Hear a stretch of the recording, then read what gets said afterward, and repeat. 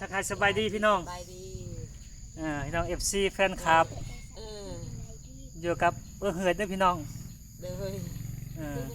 เมื่อนี้มาเอาเข้าป้าอาหารแห้งมาให้เพิ่นพี่น้องเนาะนี่ขอบใจเอื้อใหญ่ใจดีอยู่ทางประเทศออสเตรเลียเดี๋ยวเหิดมาอยู่นี่จ้ะมันนี่ที่ให้น้องเป็นสะพานบุญให้เอาเข้าซื้อเข้าได้มีได้พี่น้องเนี่ยแล้วก็อันนั้นได้พี่น้องเกลือได้นี่เข้าเพิ่นที่ให้น้องเป็นสะพานบุญให้บ่มอบของอยู่ของกินให้พี่น้องให้เฮือดบ่มีผัวเนาะอายุ300 ปีพี่น้องอาชีพก็เก็บผักมันบ่เก็บผักเก็บยานาเก็บผักให้ไปขายอยู่ตลาดตลาดแดดไปขายฝ้อยได้บ่ขายฝอยแน่จะถามว่าแต่ละเทื่อไปขายได้หลายบ่ตาม100,000ได้ลูกอ่ะมือ100,000ได้ไปขาย100,000มือ50มือ100,000ได้มือโชคก็ได้100,000หมดโชคก็50พี่น้องแต่อีต้นแล้วเนาะไปขายแล้วเอาเงินไปซื้อข้าวกินโดยซื้อข้าวกินมื้อนึงหันไปจักเทื่อมื้อนึงเทื่อนึงฮะไปแต่ตอนแรกเลยไปเทื่อนึงแล้วเมื่อตอนแรกไปแต่เช้าไปตอนเพลนก็ไปเมื่อตอนแรกขายแต่ละเทื่อหันได้เทื่อละแสนเนาะได้เทื่อละแสนหากินเลี้ยงลูกเนาะเลี้ยงลูกได้พี่น้องเฮือนเพิ่นกำลังน้อย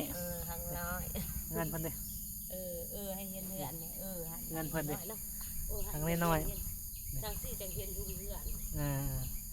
อยู่กับลูกเพิ่น2คนลูกเพิ่นไปเล่นลูกกับบ่มีพ่อเด้เนาะลูกบ่มีพ่อเพิ่นเฮือดอันเป็นจังผมจะจังลนคันงอกลายตั้งแทนบ่คันทั้งงอกอย่างลายอย่างว่าทั้งงอกกับทั้งเฮาคนกันหมดเลยอันปิดก็ดีเขาล้วนแล้วก็มันโดนเล็กน้อยล้วนแต่ปิดก็ดีผมเขาล้วนเอานี่เข้าเฮือดเข้าอัน5 โลนี่กินกลุ่มจักมื้อนี่ซำนี่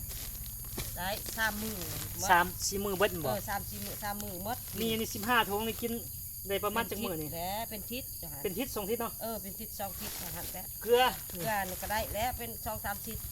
เป็นเดือนพุ่นแล้วเนาะเป็นเดือนตัวนี้แต่อีต้นแล้วพี่น้องเก็บผักเก็บหน่อไม้เก็บจะนั่งหาสู่ชีวิตเนาะเพื่อเลี้ยงลูกเราก็ได้แต่อีต้นเล่าค่อยก็มาซอยหลายเถื่อเลยเนาะโดยหลายเถื่อเพราะว่างานกับบูมี่พี่น้องตะกี้นอนเราเข่าตรงนั้นเนาะพี่น้องนี่ตะกี้ก็นอนเรานี่นอนเราเข่าตรงนั้นตอนสมัยค่อยมาทายเห็นบ่เนี่ยเราเข่าวันนี้เราพี่น้องเป็นปลุกเงื่อนให้นี่ปลุกเงื่อนหลังน้อยให้เพิ่นกัดเมื่อนี้เพิ่นจะไปเก็บผักบ่ไปอยู่วะมื้อนี้พักผ่อน2-3 มื้อ2 มื้อแล้วพักผ่อนบ่ได้ไปออกป่าเป็นมื้อเฮ็ดหยังกินล่ะต้มน้ำไม้แกงน้ำไม้ต้มกินแจวตำแจวต้มน้ำไม้แกงน้ำไม้แกงน้ำไม้ห้องน้ำเราไปถ่ายเสร็จแล้วเจ้าบนนี้มีห้องน้ำนะลูกก็ถ่ายบ่ถ่ายอยู่ป่าโลดแม่มีแต่แถวดงโลดมีห้องน้ำมันจะอยู่น้ำใส่ไปใส่อยู่น้ำใส่หันบอลเฮือนเก่าแม่หันอันนี้เฮือนช่องทองเงินญี่ปุ่นเนาะเฮือนมันพุ่นคอยพบน้องกับไปอยู่เฮือนนะชาวพิธาก็ลงอยู่พี่อีกโดยลงมีเฮือนพบอันนี้อีกกระเทียงนี่ซับกระเทียงเป็นตาอีต้นเล่าพี่น้องเนาะต้องนำกับบุมีนำก็ไปใส่นำแบบนำกระเจ้าบ่เก็บน้ำไม้เก็บผักซุปกินไปวันๆเลยพี่น้องเก็บผักหญ้าแล้วเก็บหาเลี้ยงชีวิตตัวเองเนาะเลี้ยงชีวิตตัวเองเลี้ยงลูกแล้วให้ลูกเลี้ยงเฮาเลี้ยงลูกปัญญาลูกก็ใช้ลูกเลี้ยงเฮาอีกเมื่อนี้เพิ่นพักผ่อนเพิ่นเมื่อยพักผ่อนแล้ว2 มื้อแล้วไปป่า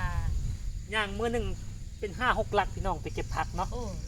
เป็นลักแล้วเฮาลักพุ่นย่างพวกย่างไก่ได้ไปเก็บยะนางแม่นบ่เก็บยะนางแต่ส่วนย่างหาหน่อไม้เด้หน่อไม้แม่บ่ได้หาแต่เฮ็ดหาแต่เฮ็ดมื้อคือเอากันฝ้อยจะไปขายได้เท่าใดพอ ค่อยมือโชคการ10ก็ได้กันบ่โชคกับการ5ได้วัน50คันน่ะ10ไปมัดซับไปมัดได้แสนปลาย โอ้ยอย่านั่งเลย แสนห้าฮะอย่านั่งอันมือ10,000 20,000เท่านั้นลูกอะ โอ้โหว่าได้ซื้อกินเนาะ พอได้ซื้อกิน พี่น้อง เออ อันเก็บผักเก็บน้ำไม้ไปซื้อน้ำไม้ได้ขายแบบใดล่ะยาย ฮะ น้ำไม้ไปขายแบบใด ทำไมเห็นบ้างขายก็เดี๋ยวนี้กล่อง5,000แล้วในตลาด อ๋อ จะปิดได้กล่อง10เดี๋ยวนี้5,000เลยด้วยเดี๋ยวนี้มัน